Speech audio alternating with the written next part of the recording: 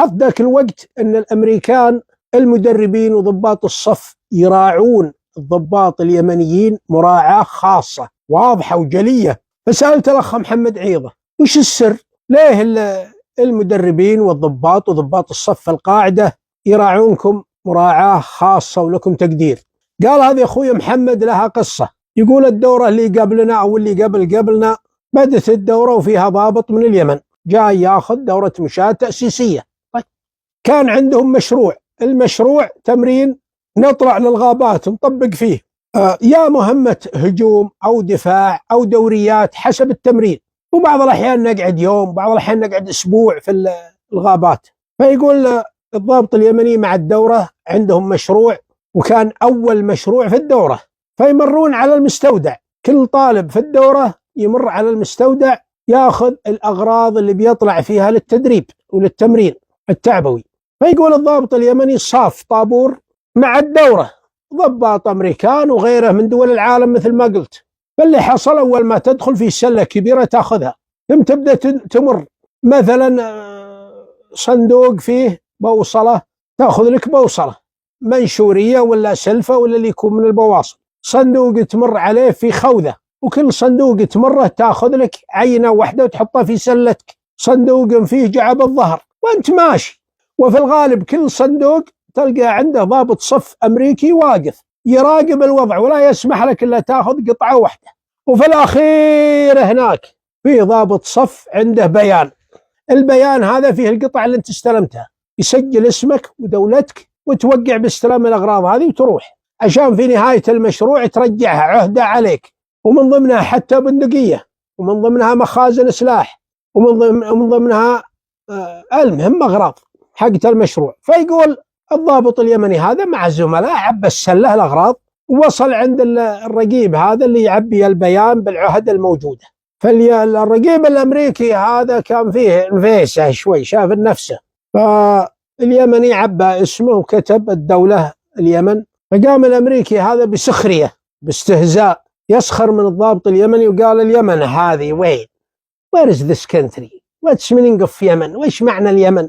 اليمني ساكت ورجال عاقل، فهنا قاعد يسمع وزملائه اللي معه في الدورة يسمعون، فهنا ويسخر هذا من دولة اليمن الأمريكي.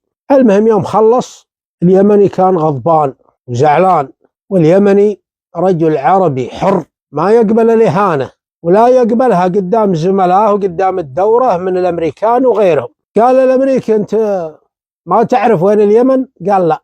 قال أنا بخليك أنت وحكومتك والقاعدة والجيش الأمريكي يعرف وين اليمن. أنا الآن بتصل في عيال عمي في اليمن قبيلة كاملة، وخليهم بالرشاشات وبالسيارات يتحركون للسفارة الأمريكية في صنعاء ويطوقونها، ولا يشوفون أمريكي في اليمن ألا يأسروه.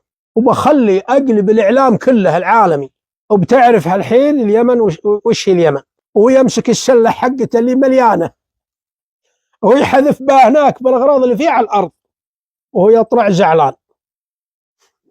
راح للغرفة حقته في السكن ودخل وسكر الباب، ولا أخذ له يمكن بالكثير ساعة. الخبر هذا الأمريكان لما تهدد يأخذونه بعين الاعتبار، ما في لعب. الخبر وصل لقائد القاعدة فوق. قائد القاعدة هذا ما تشوفه ولا تحلم تشوفه ولا تصور معاه ولا يسلم عليك ولا درى الضابط اليمني هو في غرفته إلا الباب يطرق، ولا ضابط ومع ضابط صف من الشرطة العسكرية واللي يكلمونه بتقدير واحترام فلان من اليمن. قال نعم. قالوا لو سمحت من فضلك قائد القاعدة يبغاك، إذا ممكن تتفضل معانا.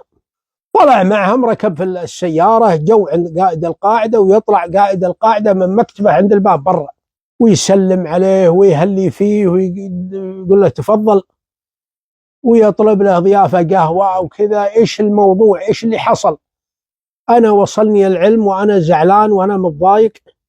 فعلمه الضابط اليمني، قال الرقيب هذا يسخر مني ومن دولتي اليمن، ويقول وين اليمن هذه وما عمرنا سمعنا فيها ولا عمرنا سمعنا بدولة اسمها اليمن. وأنا أتكلم جدي، يعني المسألة مسألة ساعات وبخلي اليمن كلها تثور على الأمريكان وعلى السفارة، وبيصلكم الخبر عبر وسائل الإعلام والدنيا. قال قائد القاعدة لا لا لا، الموضوع ما يصل كذا، المهم طلب الرقيب وجاه الرقيب يتنافض الأمريكي، ودخل المكتب وقدم اعتذاره للضابط اليمني ولدولة اليمن، وأنا آسف وأنا ما أقصد. وقال قائد القاعدة أنا ما يكفيني حتى اعتذاره، حنا معطينهم أوامر مشددة ما يتكلمون مع الضباط في الدورة، وحنا ما وضعناه في المستودع إلا لخدمتك، وأنا يا قائد القاعدة أقدم لك أيضا اعتذاري مع اعتذار الرقيب، أنت راضي؟ قال لا ما يرضيني باقي. قال خير إن شاء الله، إيش تبغى بس؟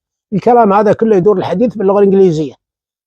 قال ليه؟ صالة التخرج اللي نتخرج منها نهاية الدورة أعلام الدول كلها موجودة إلا علم اليمن، علم اليمن يوضع أول علم. قائد القاعدة قال الآن، ودق على السكرتير تبعه وقال ارسل خطاب الآن للسفارة اليمنية نطلب منهم علم غيره. قال له قائد القاعدة المهم مدة الدورة أي مشكلة أي شيء يحصل لك تجيني على طول، وهذا مدير مكتبي برا عنده خبر فيك، أي شيء تبغاه تجيني. قال خلاص. راح للسكن وصار اليمني هذا الضابط اليمني ياخذ الدورة على مزاجه، القاعدة كلها ما حد يتعرضه ولا حد يقول له شيء، وصاروا يعرفون اليمن الأمريكان والقاعدة. ومن بعدها أي يماني يجي يلقى كل حفاوة واحترام وتقدير. تحياتي لهذا الرجل الضابط اليمني. واليمن رجال وشجعان وهالمبدأ وهالكرامة، لا يقبلون على وطنهم الإهانة. تحياتي لكم وللشعب اليمني العزيز، وفي أمان الله.